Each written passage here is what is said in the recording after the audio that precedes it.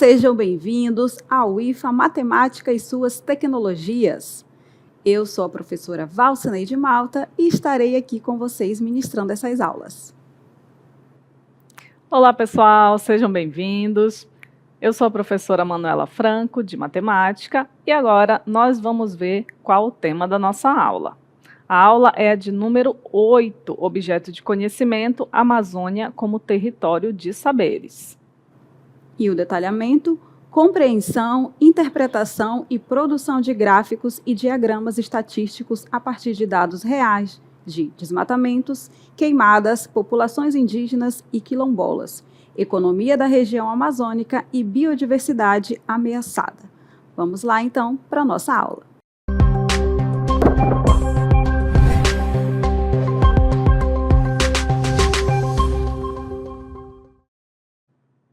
Muito bem, estamos começando agora a nossa aula e a gente vai falar sobre alguns dados do desmatamento. Acompanhem aqui com a gente na nossa cartela.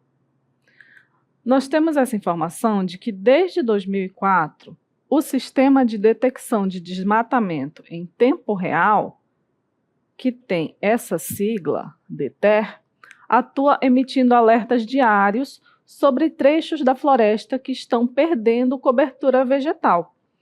E aqui nós temos um gráfico que mostra exatamente a quantidade de quilômetros quadrados de vegetação que está sendo perdida. O DETER está aqui indicado na legenda pela cor verde. Então, a gente observa aqui no nosso gráfico que no ano de 2016, tem uma área de 5.377 quilômetros quadrados de área devastada.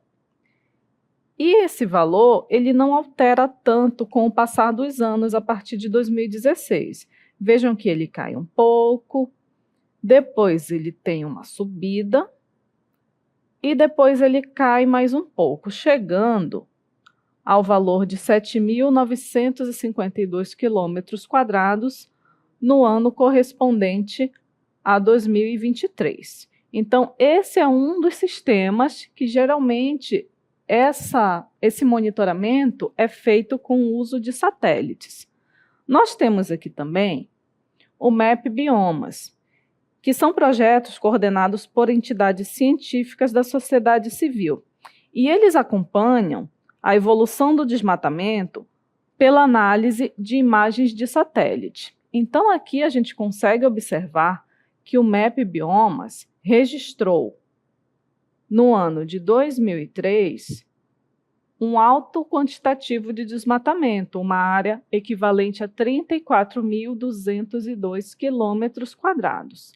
Com o passar dos anos, essa área diminuiu drasticamente, aqui chegando a 17.934 quilômetros quadrados no ano de 2008.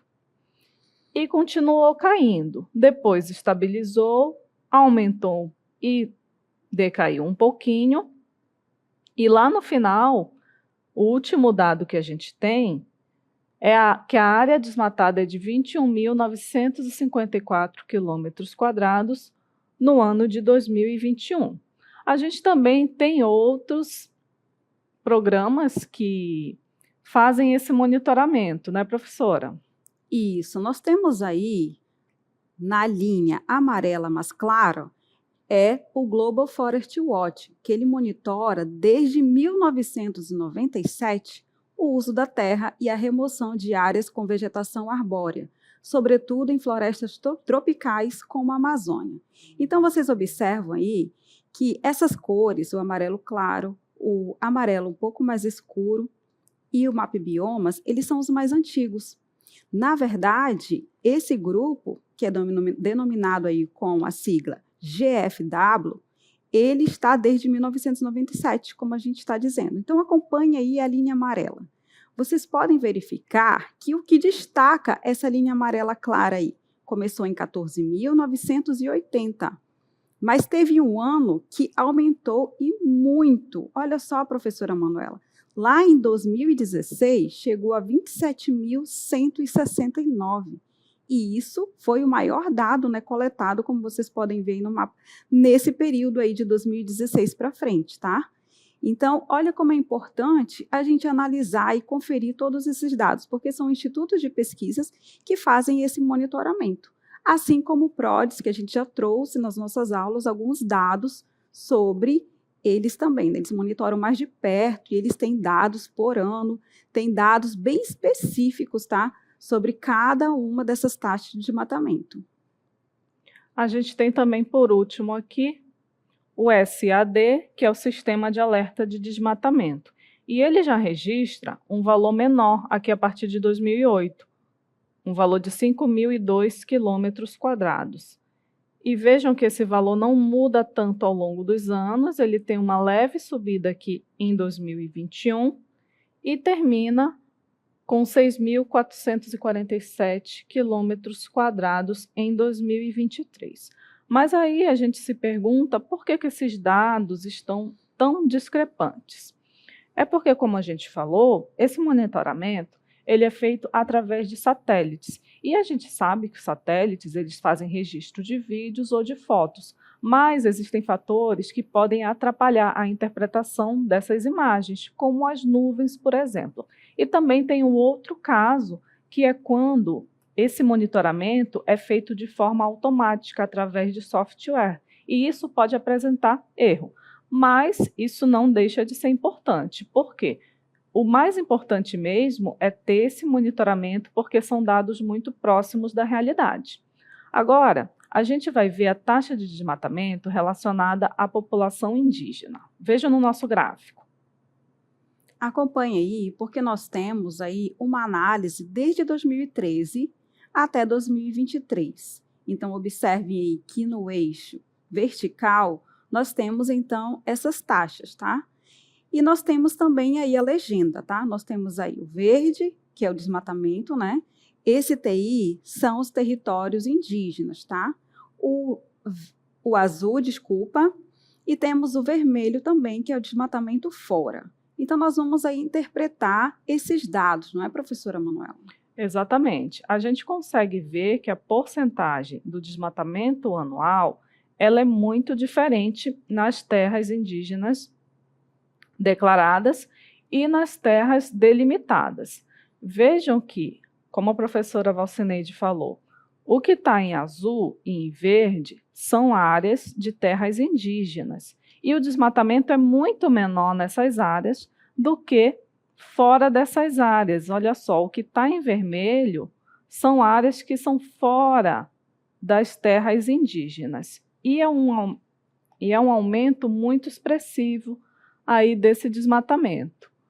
Quando chega ali no ano de 2019, é que a gente consegue perceber uma aproximação do desmatamento, mas mesmo assim, a área desmatada na terra indígena sempre ela é menor do que a área desmatada fora dessas terras indígenas. Isso. Então, para que a gente fique ciente aí de todas essas nomenclaturas, as terras indígenas, que são as TIs, indicados aí na nossa legenda, em demarcações foram divididas em duas categorias, tá? Então, nós temos aí que a primeira engloba as que estão em fase inicial no processo demarcatório. Por isso que está indicado aqui, ó, como TI CAT1, tá bom? Que é o estudo ou delimitada, são as fases iniciais do processo administrativo de demarcação das terras indígenas, tá bom? Por isso que nós temos aí duas cores. Nós temos aqui a verde, tá? Que são as que estão em processo ainda. E temos a outra nomenclatura aqui, ó, que é a que está representada aí na cor azul. Essa segunda categoria, ela está em estágio mais avançado de demarcação, tá? São aquelas que já estão regularizadas, homologadas e registradas. Então, observem aí que a taxa de desmatamento nessas áreas de territórios indígenas, elas sempre serão menores do que fora dessas terras. Olha só como é importante, né? Então, a gente está vendo aí que os povos originários, eles sabem preservar, não é, professora Manuela? Exatamente. E a gente consegue ver aqui, ó, o desmatamento evitado por essas terras indígenas. Vejam aqui no nosso gráfico, que mostra o desmatamento nas terras indígenas e o desmatamento fora das terras indígenas. A gente consegue observar que o desmatamento nas terras indígenas ele tem um aumento ali, de 2019 até 2022. Mas, mesmo assim, esse aumento ele não é significativo comparado com o que foi registrado fora das terras indígenas. Por isso que o desmatamento evitado nessas áreas ele é bastante expressivo. E ainda em relação ao desmatamento, a gente consegue fazer outras observações, que é o caso do aumento da temperatura. Vejam aqui na nossa cartela. Olha só, os cenários das mudanças climáticas para a Amazônia, projetados por modelos climáticos complexos, apontam para um aumento na temperatura média do ar projetado até o final do século XXI, bem acima de 4 graus Celsius. Isso é um aumento muito considerável. E temos também redução nas chuvas de até 40% na Amazônia, o que passa a ser muito grave também. E isso está relacionado tanto ao desmatamento quanto a esse aumento da temperatura. Aqui nesse gráfico, a gente tem a anomalia de temperatura observada em relação a 1961 e 1990. E elas foram obtidas de 3 fontes diferentes. O GISS, que está representado aqui em laranja, o HADCRU, que está representado em verde, e o NCDC, que está representado em cor de rosa. Observem que há uma oscilação aqui das temperaturas, porém, o que a gente consegue ver também? A gente consegue ver que, por mais que diminua essa variação, ela sempre vai estar aqui crescendo. Por mais que ela diminua, quando cresce, no geral, ela cresce mais ainda. Então, no total, a gente consegue ver esse aumento, ó. E aqui a linha azul, ela está representando a média desse crescimento. Então, todas as fontes aqui, elas estão apontando para um aquecimento maior nas últimas décadas. E se nada for feito, vai continuar crescendo. Então, é preciso evitar que tenha esse aumento na temperatura e também que tenha essa redução nas chuvas. Isso mesmo. E a gente viu lá, professora Manuela, que a gente consegue observar isso durante um longo período, né? Porque começou ali no gráfico em 1949, tá? Então, com base em todos esses estudos, a gente pode cobrar, né, políticas públicas e também agir. Vamos agora para esse próximo aqui, ó. Nós temos aqui as projeções de mudanças na temperatura do ar na Amazônia, projetada até 2100 pelos modelos do IPCC, que é o painel intergovernamental de mudanças climáticas, o AR5, relativo desde 60 até 90. Então, nós temos aí essas décadas aí em análise. Observem que nós temos aí também, aqui em graus Celsius, no eixo vertical. Então, vocês estão acompanhando aí o que está acontecendo, que está aumentando, né? Então, essas projeções de mudança de temperatura com cenários de baixas emissões e altas emissões relativos ao período de 81 até 2010. Projeções de mudanças de temperatura até 2100 para os vários cenários de emissão do IPCC A5 para a Amazônia. Então, nós temos aí todas as legendas, tá? Exatamente. E aí a gente consegue ver que quanto menor, quanto mais for baixo esse RCP, que são os de baixa emissão, menor vai ser esse aumento da temperatura. Vocês podem observar que tanto ali no azul, quanto no amarelo, no verde e no rosa, as temperaturas aumentam. Mas se for de baixa emissão, ela não vai aumentar tanto. Então, o aquecimento global e o desmatamento, eles podem sim afetar o equilíbrio dos ecossistemas e os serviços que eles oferecem. Mas tem novas evidências que mostram que a destruição da floresta amazônica pode já ter passado do limite que permitiria sua recuperação. Por isso que é tão urgente que seja feito esse monitoramento, essa prevenção, para que essa temperatura não aumente tanto. E isso implica que, por falta de água, a economia de vários países da região pode ser drasticamente afetada num prazo provavelmente curto, porque essas mudanças elas estão muito aceleradas, muito mais do que era previsto. Exatamente. Por isso, estão tendo tantas conferências climáticas, vários líderes mundiais estão aí agindo, porque é necessário. A gente sabe que a temperatura vai se elevar, mas o que se quer? Que não se eleve tão rápido assim, né? Que essa elevação, ela se encurte, né? Que não seja tanto, porque 0,5 grau em média já é muita coisa. A gente acha que não, mas isso já faz uma diferença absurda em todo o planeta. E a gente tem visto ultimamente grandes secas, muitas enchentes. Então, tudo isso é o que está corroborando, né, com essa diferença climática, tá? Então, as mudanças climáticas têm afetado aí, e a gente tem visto aqui na Amazônia. Exatamente, a gente consegue ver bastante na prática, né? Os desastres naturais que estão acontecendo. A gente sabe que muitas coisas acontecem naturalmente, mas a ação humana ela está influenciando bastante no aceleramento dessas mudanças na natureza. A gente tem aqui o gráfico que mostra as taxas do desmatamento, taxa anual do desmatamento na Amazônia. Então, observem que começa lá em 1987 e ele até chega a cair, mas depois ele sobe expressivamente ali em 1991. E vejam que ele oscila bastante, ó. Tem um período ali que ele cai e sobe muito de novo, depois cai novamente.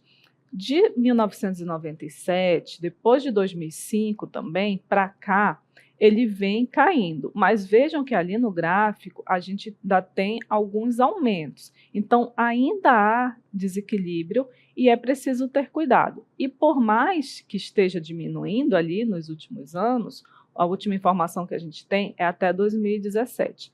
Mesmo diminuindo, ele continua acontecendo. Então, isso é muito grave, isso é muito prejudicial. A gente organizou esses dados em uma tabela, acompanhem aqui com a gente na cartela. Então, vejam que tem essa mudança na área desmatada, lá em 1987, há bastante tempo, né? Olha só, o desmatamento ele tinha um valor de 21 mil quilômetros quadrados aproximadamente. Então, essa é uma área muito grande. E em 91, ele chegou a reduzir para 11 mil quilômetros quadrados. Porém, de 91 a 95, ele aumentou para 29 mil quilômetros quadrados, ou seja, foi bem maior ainda do que a gente tinha lá em 1987. E aí, de 95 a 97, a gente teve uma grande redução, de 29 mil para 13 mil. Porém, olha só o que acontece no período de 97 até 2005. Ele aumenta drasticamente, novamente, chegando a 28 mil quilômetros quadrados. E aí, a partir de 2005, como a gente viu lá no nosso gráfico, ele volta a reduzir e de 2008 até 2017, a gente tem a nossa melhor redução, de 13 mil a 5 mil quilômetros quadrados de área desmatada por ano. Isso, então vocês estão compreendendo que o uso de gráficos e tabelas, eles nos ajudam a interpretar e analisar dados. Então, com base nisso também, a gente pode divulgar essas informações, tá? Então, olha só, vou convidar vocês agora para analisar uma cartela. Olha esses dados aqui. De acordo com a antropóloga Marta de Oliveira Antunes, do IBGE, em 2010, o Brasil contava com 505 terras indígenas. Em 2022, esse número subiu para 573. Ao longo desse período, a população indígena residente no universo dessas 501 terras subiu. Eram de 511,6 mil, subiu para 593,5 mil pessoas. Houve um aumento de 16,01%. Então, os povos originários são muito importantes nessa contenção também. E as terras, né? Vocês viram ali que tinham duas nomenclaturas, existem aqui, ainda estão em análise, né, de documentação para se tornar terras indígenas, e as que já estão. Então, esse aumento também tem contribuído aí para esse fator na redução do desmatamento. Exatamente. Vamos voltar lá com a nossa próxima cartela? Em 2022, a terra Yanomami, nos estados do Amazonas e Roraima, registrou o maior número de indígenas, 27,1 mil, seguida pela Raposa Serra do Sol, em Roraima, com 26,1 mil, e a Évari 1 do Amazonas, com 20,1 mil. E aqui quem fez essa pesquisa, quem trouxe esses dados, foi a Cristina Queiroz, pesquisadora da FAPESP. E a gente destacou aqui para vocês a fonte, porque a fonte ela já traz uma informação super completa. O censo traz dados inéditos de populações quilombolas e indígenas, devido a mudanças metodológicas, uso de tecnologia e aumento da autodeclaração. Levantamento mostra que povos originários vivenciam processo de renascimento. Então, a gente tem esse destaque aqui da população indígena, que é o que a gente vai falar agora. Na nossa próxima cartela, nós temos aí o Brasil indígena, que mostra o gráfico do censo, que foi feito em 1991 e incorporou a categoria indígena na classificação de cor ou raça entre os habitantes do Brasil. Esse gráfico está em porcentagem. Temos aí o percentual da população total nos anos de 1991, 2000, 2010 e 2022. Vejam que é uma diferença de praticamente 10 anos. E aí nós temos os dados da população indígena no Brasil e da população brasileira total. Em 1991, essa porcentagem era muito baixa, de 0,20%. Se a gente dividir aí o valor da população indígena pelo valor da população total, a gente chega nessa porcentagem. O mesmo acontece quando a gente vai calcular essa porcentagem lá nos anos 2000. Dividindo o valor da população indígena pela população total, a gente tem um percentual de 0,43. E essa porcentagem, ela segue também para o ano de 2010. Então, vejam que, apesar da porcentagem ser a mesma, tanto a população indígena quanto a população total brasileira aumentou. Mas aí a relação, a razão entre essas duas populações permaneceu a mesma do ano 2000. E aí, em 2022, a gente tem um salto que vai para 0,83%, quando a gente divide a população indígena, que já chega a 1.693.535, pelos mais de 200 milhões de habitantes do Brasil. Ainda assim, é uma população relativamente pequena, considerando a população total brasileira. Vamos ver agora, na nossa próxima cartela, a distribuição da população autodeclarada indígena no território brasileiro com base nos resultados censitários. O Censo Demográfico 2010 aprimorou a pesquisa da população indígena, investigando o pertencimento étnico e as línguas indígenas faladas, além de identificar a população residente nas terras indígenas e fora dela.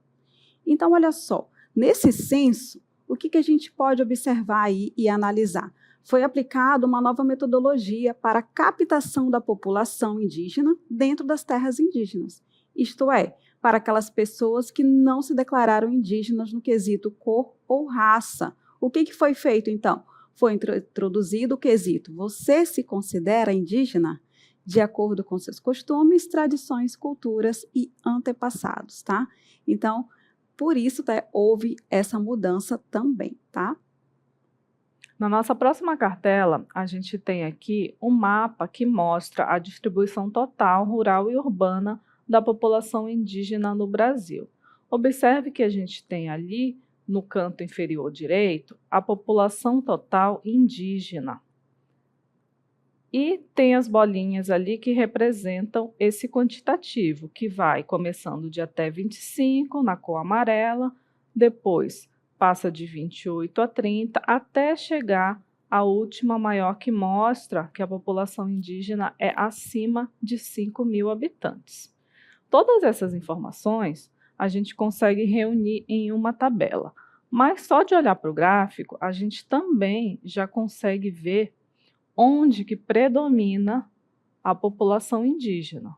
Olha só, tem uma maior concentração de população indígena nessas regiões aqui que a gente está marcando. Organizando esses dados na tabela, a gente tem aqui a distribuição total, rural e urbana da população indígena no Brasil. Mas agora, esses dados em uma tabela. Nós vamos ter os mesmos anos aí, ó, de 1991 até o ano de 2010. Então, nós temos aí na primeira coluna o total, nós temos também não indígenas, indígenas e urbana. Em cada caso, então, a gente vai tratar. Então, nós temos ali na segunda coluna o ano de 1991, terceira coluna o ano de 2000 e na terceira coluna o ano de 2010. Olha o que acontece. Nós temos ali na primeira linha o total, certo? E separado nós temos os povos não indígenas e na terceira ali nós temos os indígenas. O que a gente pode perceber? Que está aumentando de uma forma expressiva. Olha só, em 1991, os indígenas eram de 294.131. Em 2000, aumentou para 734.127. E em 2010, 817.963. O que mais que a gente pode tirar desses dados, professora Manuela? Vejam que aqui em 1991, olha o que acontece com a população indígena. Ela é distribuída na zona urbana e na zona rural. Vejam que a maior parte da população indígena, ela vem para a zona rural. Já quando chega nos anos 2000, o que acontece? A população indígena da zona urbana é de 383.298. E da zona rural tem um valor bem próximo, de 350.829. Então, a gente chega nesse equilíbrio. Porém, em 2010, a população da zona rural volta a aumentar, mas não é um aumento tão expressivo comparado com a população indígena que está concentrada ali na zona urbana. Isso, temos falado então até agora sobre a população indígena e agora eu convido vocês também para falar de uma outra população, que é a população quilombola. Acompanhe aí o nosso VT. De acordo com o Censo 2022, dos 5.568 municípios do Brasil, 1.696 possuem população quilombola. Essa pesquisa é importante para orientar políticas públicas necessárias a essas comunidades. A Bahia é a unidade da federação com maior quantidade de quilombolas, 397.059 pessoas, ou 29,90% da população quilombola recenseada. Em seguida, vem o Maranhão com 20,26% dessa população, ou 269.074 pessoas quilombolas. Juntos, os dois estados concentram metade, 50,16% da população quilombola do país. A seguir vem Minas Gerais, 135.310, Pará, 135.033 e Pernambuco, 78.827, que somados reúnem 26,3% da população quilombola. O Maranhão apresenta o maior percentual, 3,97% de quilombolas na população do estado, seguido por Bahia, 2,81%, Amapá, 1,71%, Pará, 1,66%, Sergipe, 1,27%, Alagoas, 1,21%. Muito bem, olha o que os dados nos trazem, né? Por isso que a matemática ela é tão presente em todas as esferas, tá? Então, eu agradeço muito a atenção e a participação de todos vocês aqui nessa nossa aula sobre gráficos, tabelas e todas essas análises estatísticas. Até uma próxima. Até mais.